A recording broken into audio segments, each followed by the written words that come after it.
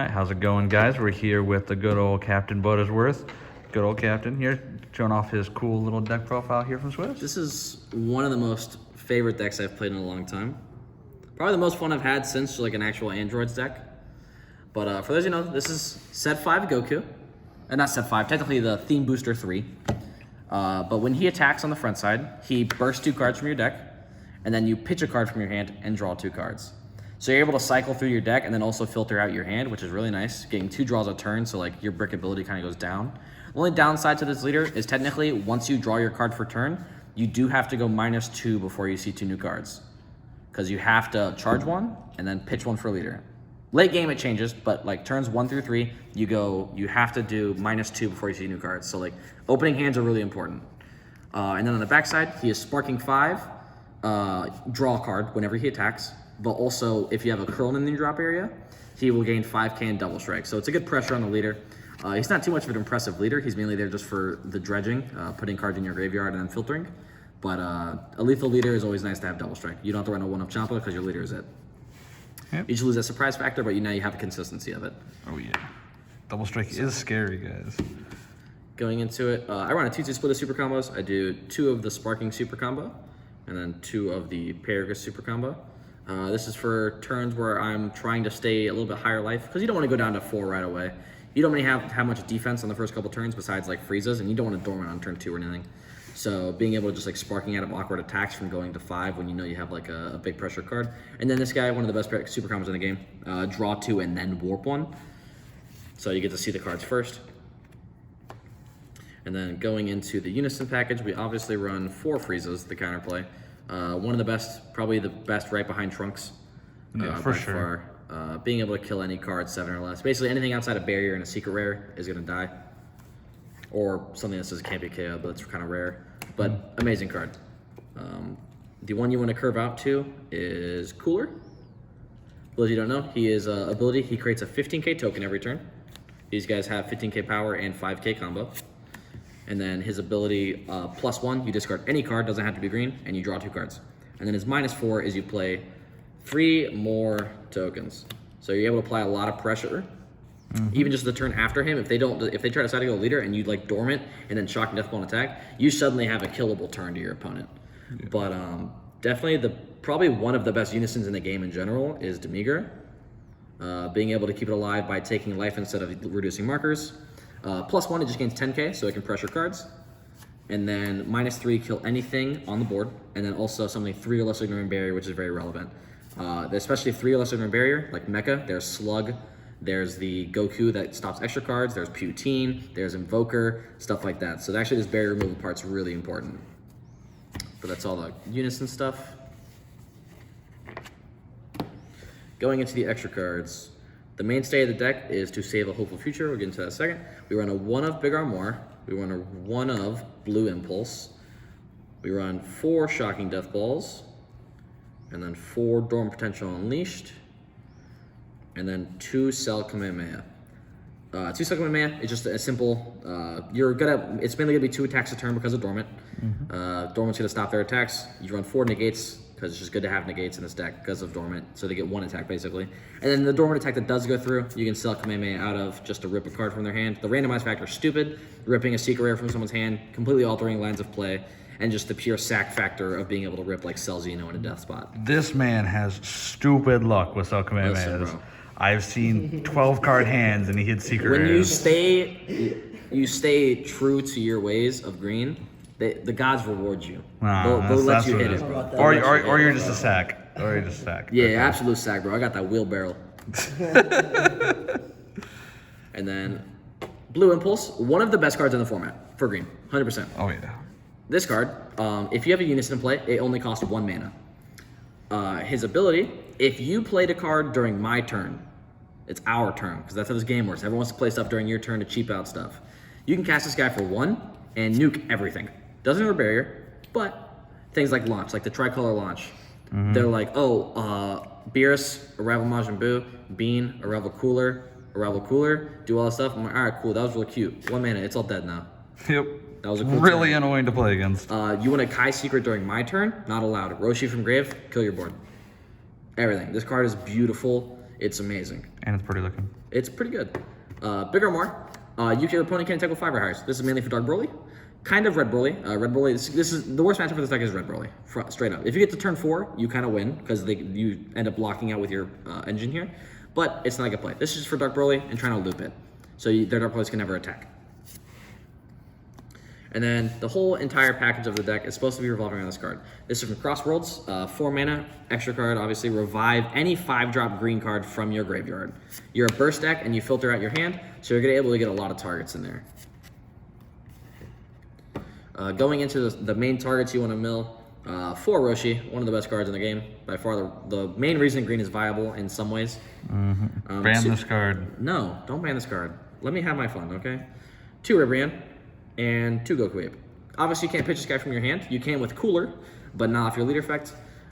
Just a free draw 2 in situations where like games go grindier or you have nothing to do. You can just draw 2 cards. Ribrian is honestly the most lackluster card in the deck. I'm probably going to test it while cutting it. It's a good card to pitch. It's nice to see it get milled, and it's good in situations where your opponent has a low hand, but that's almost never. Yep.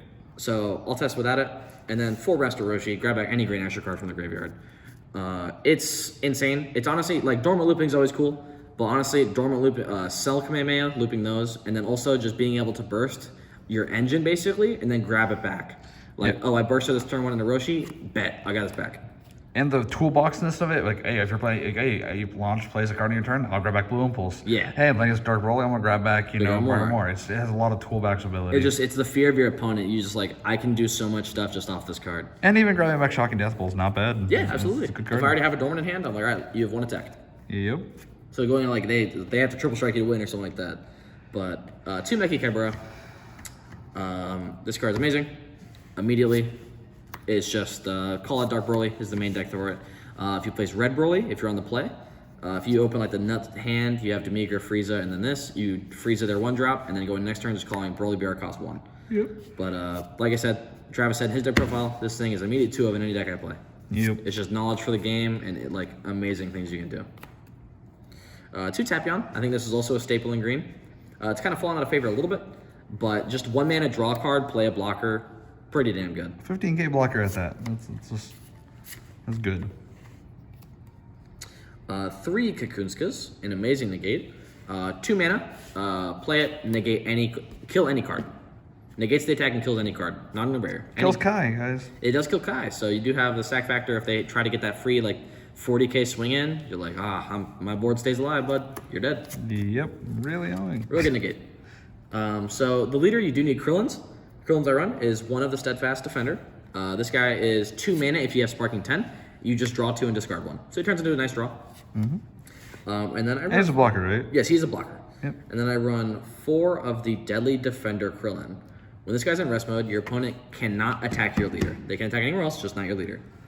You don't hardcast this guy. You just cheat him out with different ways. With the extra card, you can revive him, which is technically not your play.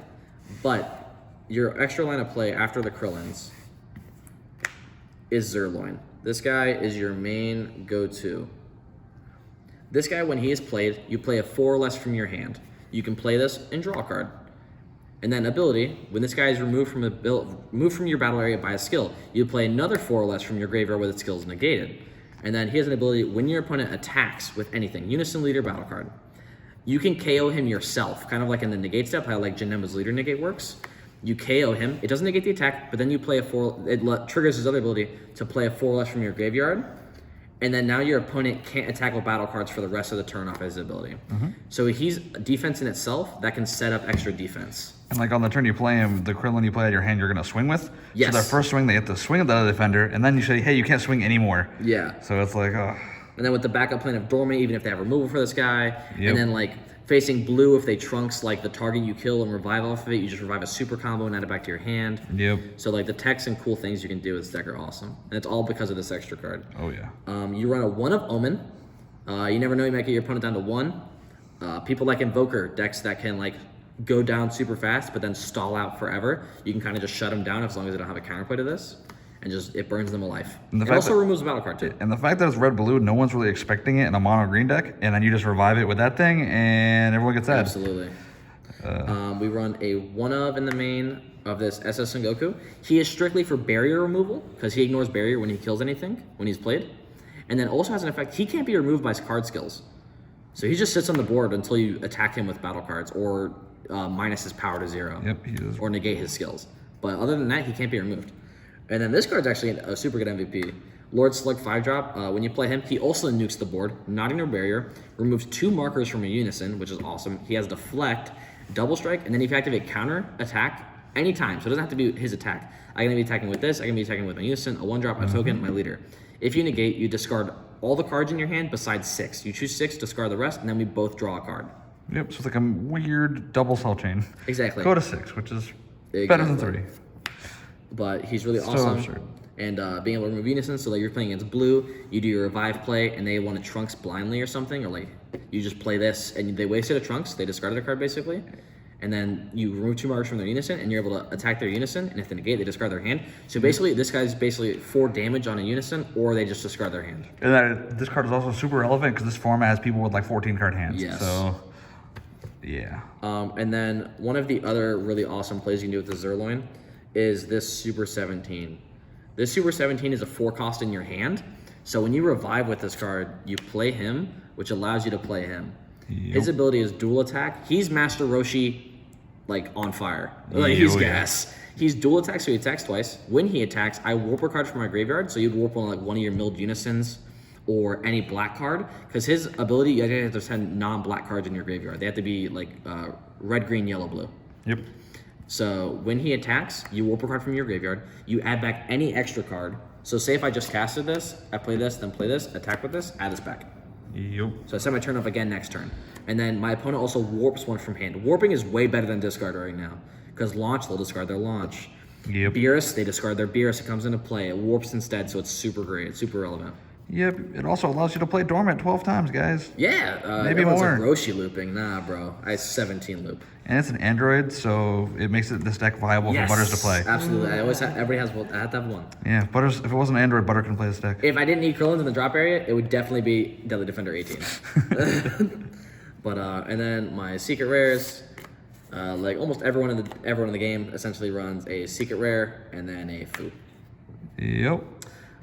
Broke boys. Secret rare, Great Ape, his ability. You almost never cast him. He is a 5-mana triple strike dual attack, but only for the turn. It's not that great, but his removal effect of just zapping any card ignoring barrier.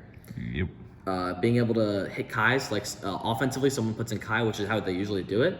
If they're not swinging at a unison, you have a combo step. You can really just 1 mana. It's a 1 mana for a 1 mana basically. Yep. And we both get removed from the game.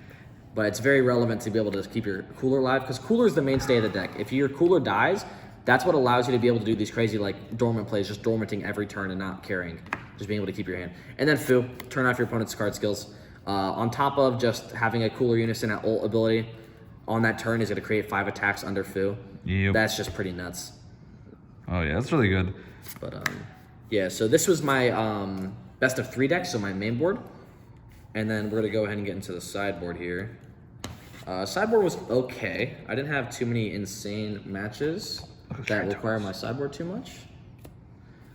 But going into it immediately, you got to know Legends Michael Carrick's going to be there. You got to run an Artificial Impact.